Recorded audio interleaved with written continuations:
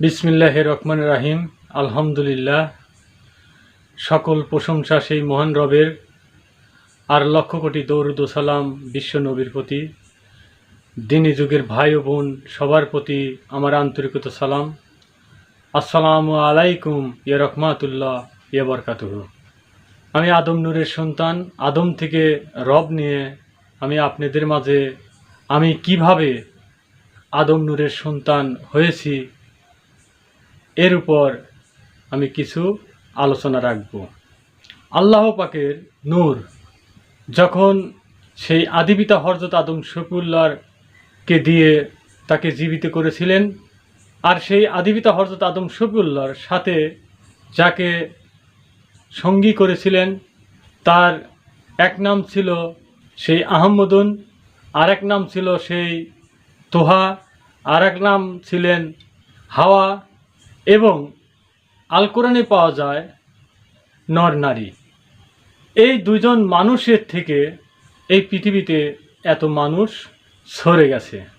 তাই আল্লাহ পাক যাকে সেই ফুৎকারী আত্মা দিয়েছিলেন, সেই ফুৎকারী আত্মা যখন সেই মা হাওয়াকে তার গর্ভে দিছেন, সেখান থেকে জোড়ায় জোড়ায় ছেলে মেয়ে এভাবে এই পৃথিবীতে মানুষ বংশ বৃদ্ধি হতে থাকে। কিন্তু সেই আদিপিতা হযরত আদম শফিউল্লাহকে যে নূর দিয়েছিলেন, সেই নূর দ্বারাই একমাত্র এই মানব হয়। আর নারীর মধ্যে যা কিছু আল্লাহ পাক রেখেছিলেন, সেখানে অতীতের যত নবুয়তি সত্য ছিল, নবুয়তি সেই নূরিতন সত্য যা ছিল, সকল কিছুই সেই মা হাওয়ার এবং সেই নারীর মধ্যে রাখা হয়। তাই এই পৃথিবীতে যে মানুষটাই জন্ম নিছে, সেই পিতার কাছ থেকে মা একটা শুক্র কীট নিয়ে আর সকল কিছু সেই মা তার নবুয়তি সত্য যোগ লাগায়া তিনি এই পৃথিবীতে মানব করে খাড়া করেন। তাহলে সেই অতীত থেকে যদি সেই আদিপিতা হযরত আদম শফিউল্লাহ নূর দ্বারায় যদি এই মানুষ এ পর্যন্ত এসে থাকে, তাহলে আমিও একজন সেই মানব আকৃতি সুরত এবং সেই আদমের আকৃতি সুরত নিয়ে আমি এই পৃথিবীতে দণ্ডমান আছি। তাই আমি যখন শিশু ছিলাম তখনও আমি দেখেছি, যখন ছোট্ট 2-4 পাও করে হাঁটা ধরছি তখনও আমি দেখেছি যে আমার সাথে একজন আমার মতোই একজন মানুষ, এবং আমার আগে পিছে তিনি আমাকে দিক নিশানা দিত। আর এটা হওয়ারই কারণ ছিল যে অসংখ্য নূরিতন সত্য আমার ভিতরে তারাও ছিল। যখন আড়াল হয়ে গেল, তখন ওই মানুষটাকে আমি আমার আগে পিছে আর আমি দেখতে পাই না। সেই মানুষটা আমার ভিতরেই সেই আলিমুল গায়েব হয়ে লুকোয়া গেল। যখন এই দুনিয়ার কর্মে মায়ার জগতে বন্দী হয়ে গেলাম, তখন ওই মানুষটা আর কোনো আমাকে দিক নিশানা আর তিনি দেন না। তাই আমার যখন সেই ওই মানুষের পাওয়ার জন্য আমার চিন্তা চেতনা যখন জেগে গেল, তখন আমি ওই চন্দ্র পূজাও করতাম, আমি সূর্য পূজাও করতাম। যখন সূর্যকে পূজা করতাম, সূর্যকে ভক্তি দিতাম, চন্দ্রকে ভক্তি দিতাম, হয়তো তাদের দয়াতে আমার সেই জাগৃত হলো আমার সেই আল কোরআনের হেদায়েত গ্রহণ করতে। তখন আমার এই প্রাণপ্রিয় মুর্শিদের কাছে আমাকে আপনি আমি চলে আসতাম। যখন তিনি সেই আত্মজগতের আত্মদিশা তিনি আমাকে হেদায়েতের মাধ্যমে যিনি আমাকে শোনাইলেন, তখন সেই আমার অতীত শিশুবেলার কথা সেই পথ দেখানোর কথা তখন আস্তে আস্তে আমার ভিতরে জাগৃত হলেন। তাকে হারা ফেলছিলাম, ওই মানুষটাকে যিনি অর্জন করেছে, ঠিক ওই মানুষটা যে আল্লাহ পাকের প্রতিনিধি হিসাবে এই মানুষের সেই আল কোরআনের হেদায়েত দান করবেন, তার কাছ থেকে যখন আমি এই হেদায়েত গ্রহণ করলাম, তখন আমার ভিতর থেকে আবার সেই আমার অতীতের সেই মানুষটা আগে এবং পিছে তখন সে চলাচল করা শুরু করলো। আমাকে তিনিই পথ দেখায়, তিনিই আমাকে এই বলায় কয়। তাই ওই নূরের যে আত্মা, সেই আত্মারই আকার সুরত এই মানব আকার সুরত। এই আকার সুরত আমি অতীতেও দেখছি আমারই মতোই ওই আত্মা। আমার এটা স্বীয় আত্মা, আমার আত্মার মতো অন্য কারো আত্মা আর এই পৃথিবীতে একজনও নাই। ঠিক সেই আত্মাটার উপরেই আমার প্রাণপ্রিয় মুর্শিদ আমাকে ঈমান এনে দিয়েছে। তাহলে ওনা আমাকে যেভাবে পথ দেখায়, ওনা আমাকে যেভাবে বলায়, ওনা আমাকে যেভাবে দেখায়, ওনা আমাকে যেভাবে শোনায়, আমি ঠিক সেইভাবেই আমি পথ চলি। তাই এই নূরটা একমাত্র দিয়েছিল সেই আদিপিতা হযরত আদম শফিউল্লাহ। আর এই আদিপিতা হযরত আদম শফিউল্লাহ ছিল সেই আওয়ালের সৃজন সত্তা, ওনার সৃষ্টি না, ওনাকে কেউ জন্ম দেন নাই। ওনার থেকে যখনই বের হয়, ওই আমরা বলি হয়তো আত্মা, কেউ বলে হয়তো কীট, কেউ বলে হয়তো নফস, কেউ বলে হয়তো সেই শুক্রাণু, এক একজন এক একটা নামে পরিচিত আছে। কিন্তু ওই কীটের ভিতরেই এই আকৃতি সুরত লুকোনো থাকে। এখন ওই সুরতের ভিতরে সকল কিছু যে নবুয়তি সত্য, এই নবুয়তি সত্য আবার গর্ভে থেকে মা তাকে যোগ লাগা দিচ্ছে। এই আবৃত সালাতের উপরে নয়, এই আবৃত সালাতের ভিতরে, এই ভিতরে যোগ লাগায়। কারণ এই বাহিরেরটা এটা তো আদম সালাত, আবার যেটা আলিমুল গাইব সেটা হল আল্লাহ পাকের নূর, আদম নূর। এক রয়েছে তিনি হলো গাইবেরও গাইব, আবার তিনি প্রকাশেরও প্রকাশ। তাহলে বাইরেও তিনি, আবার গভীরেও তিনি। এখন এই মাঝখানে যে সত্যগুলো, এই সত্যগুলোই একমাত্র সেই আহম্মদুনির সত্য এবং মুকাররমার সত্য। সেই সত্য যখন মাতৃগর্ভে, আর সেই সত্য মাতৃগর্ভে কিভাবে মধ্যস্থলে তিনি প্রবেশ করায়। দেখেন, প্রত্যেকটা ছেলে মেয়ের সাথে মায়ের লাড়ির সাথে আমাদের সেই লাড়ি জয়েন করা থাকে। ওখানে কিন্তু এই মুখ দিয়ে দেয় না, ওই শিশু বাচ্চা কিন্তু মুখ দিয়ে খায় না, ওখান দিয়ে যা কিছু ঢোকে ওই লাভিতে ঢোকে। যা সাধু মহতরা বলতেছে ওটা লামকাম। মাতৃগর্ভে মাতৃর লাড়ির সাথে আমাদের সেই লাড়ি এই লাভির সাথে যোগ লাগানো থাকে। ধারাবাহিক যে রাস্তা, ওই রাস্তা দিয়ে সকল নবুয়তকে আমাদের সেই মধ্যস্থলে তিনি যোগ লাগান। তিনি দয়াশীল, যাকে বলা হয়েছে এই ব্রহ্মাণ্ডের গর্ভের মালিককে সেই আহম্মদুন এবং মুকাররমা। এই ব্রহ্মাণ্ডের মালিক, আবার এই ব্রহ্মাণ্ডে যে আহম্মদুন গর্ভ, এই গর্ভ নিয়ে সকল কিছু নিয়ে রয়েছে সেই আল্লাহ পাকের গর্ভে। সেই আল্লাহ পাকের সালাতের ভিতরে রয়েছে। আমাদের বাহিরেও কিন্তু চন্দ্র, সূর্য, গ্রহ, তারকা এগুলো দেখা যায়। আবার আমাদের ভিতরেও চন্দ্র, সূর্য, তারকা, গ্রহ এগুলো আছে। এগুলো সবই একমাত্র সেই মায়ের থেকে, সেই মধ্যস্থলে, মধ্যের অংশে একমাত্র এই মা আমাকে আপনাকে দিয়ে থাকে। আর মা একমাত্র সেই আল্লাহ পাকের নূর, আদম নূর, তিনি একটা নূর। এই মা আমাকে আপনার পৃথিবীর জমিনে প্রেরণ করার জন্যই একমাত্র ওই নূর সেই আদম থেকে যখন সে মা পেল, তখনই সে মা পূর্ণ হয়ে গেল। কেননা মায়ের কাছে সব ছিল, কিন্তু এই একটি নূর ছিল না।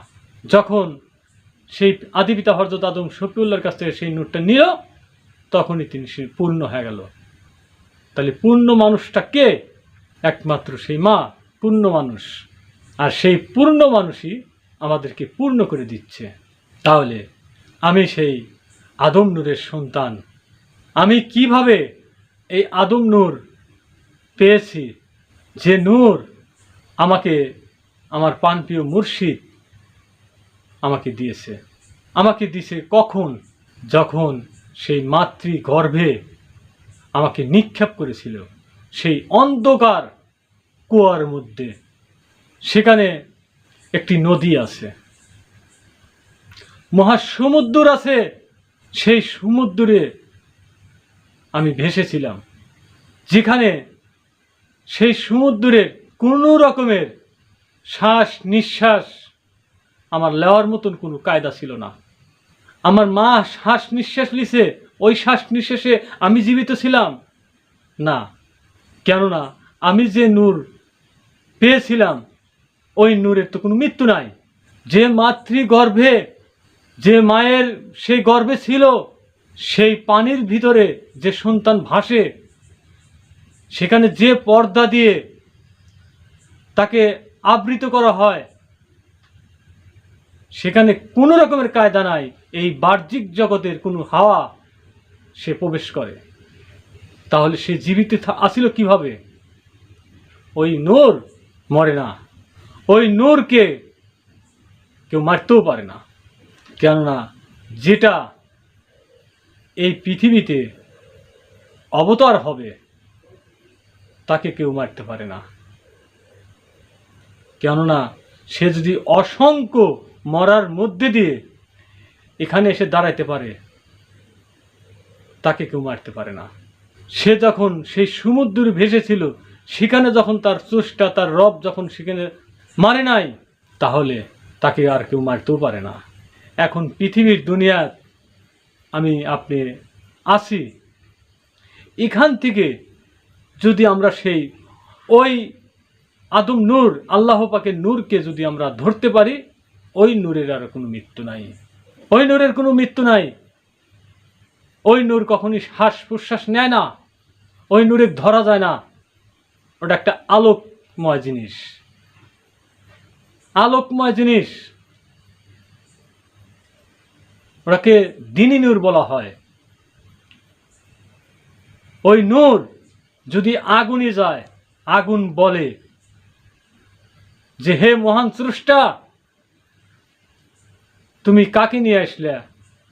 আমি যে আগুন, আমাকে সে বরফ করে ফেলা দেয়, তুমি একে তাড়াতাড়ি নিয়ে যাও। ওই নূর যদি বরফের ভিতরে যায়, সে বরফও সেই ব্রহ্মাণ্ডের যে মালিক, তার কাছে প্রার্থনা করে যে হে মালিক, তুমি কাকে নিয়ে এসো আমার কাছে? আমি যে বরফ, আমাকেও সে অগ্নির কুণ্ডের মতন জ্বালিয়ে দেয়, তুমি একে নিয়ে যাও। আল্লাহ পাকের নূর সেই সত্যকে অর্জন করার জন্য, সেই সত্যকে ধরার জন্য আমাদের প্রাণপ্রিয় মুর্শিদ তিনি তার ন্যায়ের বিধানে তার জন্মগত সন্তানি দেখে তিনি হেদায়েত দেন নাই। তিনি সমগ্র পৃথিবীর মানুষের জন্য তিনি প্রতিনিধি হিসাবে এই পৃথিবীতে এসেছিলেন। আর এই সমগ্র পৃথিবীর মানুষের তিনি প্রতিনিধি, তার জন্মগত সন্তানের জন্য সে প্রতিনিধি নয়। যদি তাই হতো, তাহলে আল্লাহ পাক যে সত্তা, সেই সত্তা প্রত্যেকটা মানুষের ভিতরে থাকে। তিনি যদি সেই ন্যায় বিচার না করে যদি অন্যায় বিচারই করত, তাহলে তার সন্তানের কাছেই থাকতো, আর অন্য কোনো মানুষের কাছে থাকতো না। তাহলে এই পৃথিবীতে আর কোনো মানুষও থাকতো না। তাই আমাদের প্রাণপ্রিয় মুর্শিদ তিনিও বলেছেন, আমি প্রত্যেকটা মানুষের ভিতরে থাকি। আদম নূর যেটা সেই আওয়ালে সেই আদিপিতা হযরত আদম শফিউল্লাহকে সেই মহান স্রষ্টা তার নিজ সুরত দিয়ে তাকে প্রেরণ করেছিলেন। তিনি হলেন সেই আওয়ালের সৃজন সত্তা, আর আমরা সৃষ্টিগত সত্য, যে সৃষ্টির লয় আছে, ক্ষয় আছে, ধ্বংস আছে। কিন্তু এখান থেকে সেই আল কোরআনের হেদায়েত গ্রহণ করে সেই সত্যকে অর্জন করে চির অমর হতে হবে। এখন সেই আওয়ালের আবার সেই আমার ফিরে যাইতে হয়। আওয়ালে যদি এই বিধান যদি না আল্লাহ পাক রাখত, তাহলে অতীতের যত নুরিতন সত্য ছিল তারা তো আল্লাহ পাকের ইবাদত করত, তারাই থাকতো। কিন্তু আল্লাহ পাকের তিনি তার মনোতৃপ্ত হয় নাই, তাই তাদেরকে যাতে আদম করতে, সেই জাতের মানুষ করতে এই আদম আল্লাহ পাক বানানোর জন্য তাদেরকে হুকুম করেছিলেন। এবং সেই আদমকে সিরজার হুকুমত দিয়েও ছিলেন। কেন দিয়েছিলেন? আদম বলতে কিছু নাই, আল্লাহ পাকের নূরটাই আদম। এই জাত মানব আনার জন্য, শ্রেষ্ঠ মানবে আনার জন্য আল্লাহ পাক এই মঞ্চ সাজানো হয়েছে, যে ওই মাছ, ওই গরু, ছাগল সকলকেই এই মানবে আনবে। এই মানবে আনার জন্যই আল্লাহ পাক এই নর নারী আল্লাহ পাক প্রেরণ করিয়াছেন, যা সকল নুরিতনে রাখছিল সেই আহম্মদনীর গর্ভে। আর আদমের গর্ভে ছিলেন একমাত্র সেই আল্লাহ পাকের নূর। এই নূর, আল্লাহ পাকের নূর ছিল আদমের কাছে। আর আদম যখন সেই আহম্মদনকে ওই নূর যখন দেওয়া হলো, তখন সে পূর্ণ আহম্মদন, নইলে সেই আহম্মদনও পূর্ণ নয়। সে পূর্ণ হওয়ার পর সেই পূর্ণ মানব আবার পৃথিবীর জমিনে প্রেরণ করে দেয়। তাহলে এই সন্তান হলো সেই আদম নূরের সন্তান। আদম নূরের যে সন্তান, ওই নূরের থেকেই এই মানব হয়। আদমের বীজ দিয়ে মানুষ হয়, গরুর বীজ দিয়ে মানুষ হয় না। গরুর বীজ দিয়ে গরুই হয়। আম গাছ থেকে আম গাছ হয়, কেননা আম গাছ দিয়ে কখনই সেই কাঁঠাল গাছ হয় না। তাহলে সেই আল্লাহ পাকের যে জাত এবং সিফাত, এই সিফাতকে জাতি আনার জন্যই এই মঞ্চকে তার ন্যায়ের বিধানে তিনি রেখেছেন। তাই আমি সেই আদম নূরের সন্তান। তো যাই হোক, রায় তো অনেক হয়ে গেছে। এ নিয়ে যদি আমার পরবর্তীতে আরও কিছু বলা লাগে, আমার রবের তরফ থেকে যদি বলার মতন তৌফিক দেয়, তাহলে আমি পরবর্তী ভিডিও নিয়ে আসব। আজকের মতো আমি এখানেই সমাপ্তি করছি। আমার রবের তরফ থেকে আলোচনা শুরু করেছিলাম, আমার রবের তরফ থেকে আলোচনা সমাপ্তি করছি। সুবহানে রব্বিল আলা, সুবহানে রব্বিল আজিম। আসসালামু আলাইকুম ইয়া রাহমাতুল্লাহ ইয়া বারাকাতুহু।